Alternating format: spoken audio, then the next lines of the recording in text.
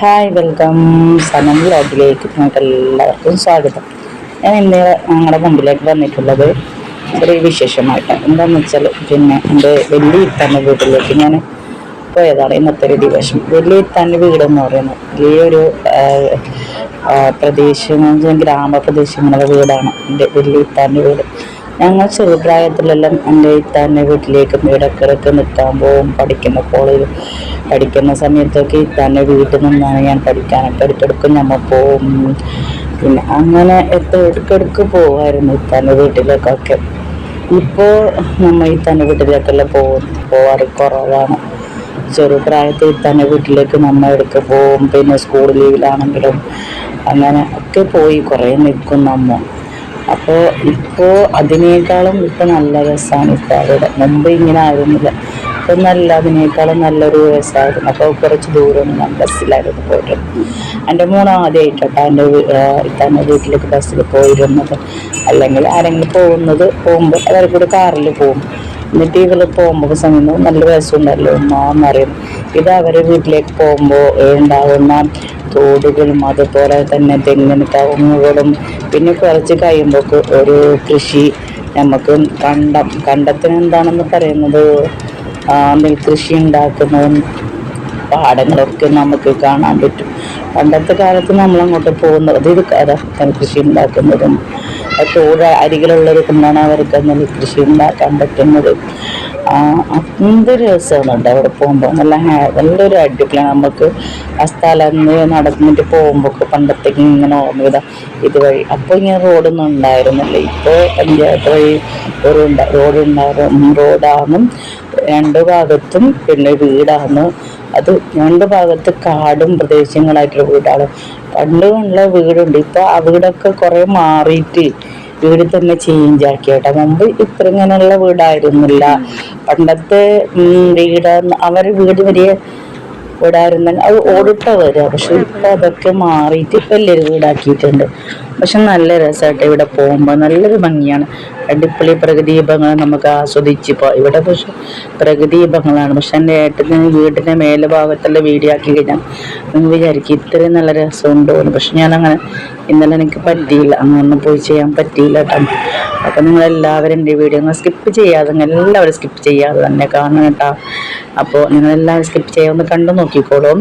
ബാക്കിയുള്ള കാര്യങ്ങളൊക്കെ നിങ്ങൾ നോക്കിക്കോ, സ്കിപ്പ് ചെയ്യാതെ തന്നെ. എൻ്റെ വീഡിയോ നിങ്ങളെല്ലാവരും ഇഷ്ടമായി കാണുകയാണെങ്കിൽ ഒന്ന് ലൈക്ക് ചെയ്യാനും അതുപോലെ താഴെ കമൻറ്റ് ബട്ടണും ഒന്ന് കമൻറ്റ്സ് കൊടുക്കാൻ നിങ്ങൾ മറക്കല്ലേ.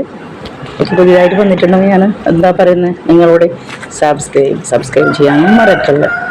അത് ഒന്ന് കാണുക കേട്ടോ.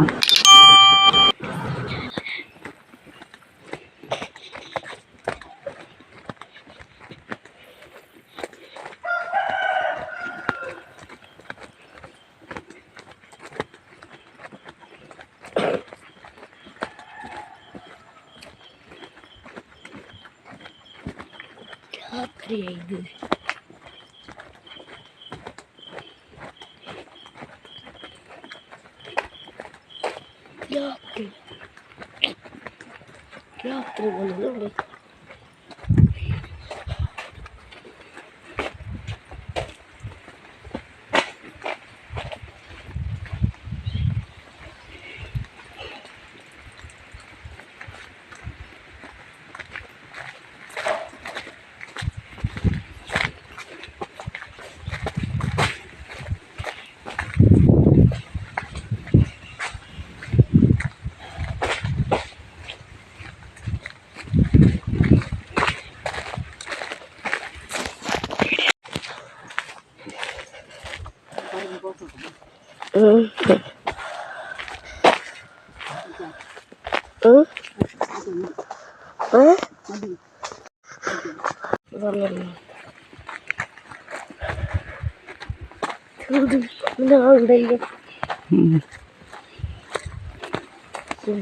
സ്ഥലം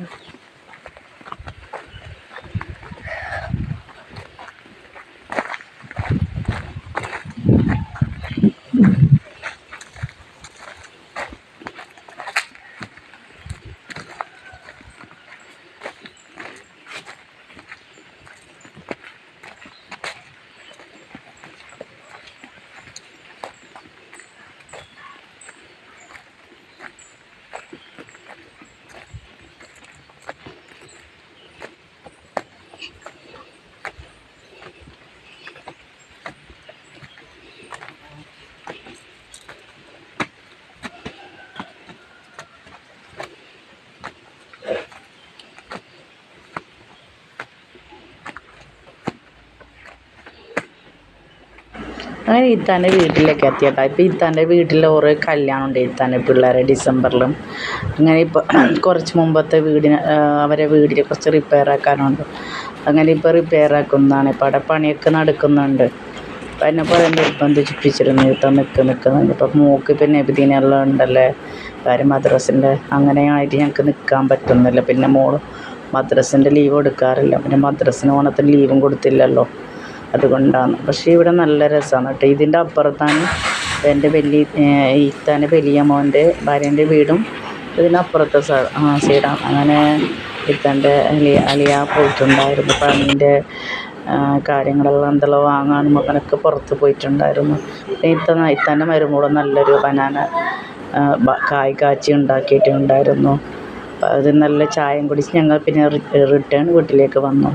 ഇൻഷാ അല്ലാഹ് ഇത്രയും കാര്യമാണ് ഞങ്ങൾ മുമ്പിലേക്കായി വന്നിട്ടുണ്ട്. രാത്രിയായിട്ടാണ്. ഇൻഷാ അല്ലാഹ്. Okay, bye, thank U.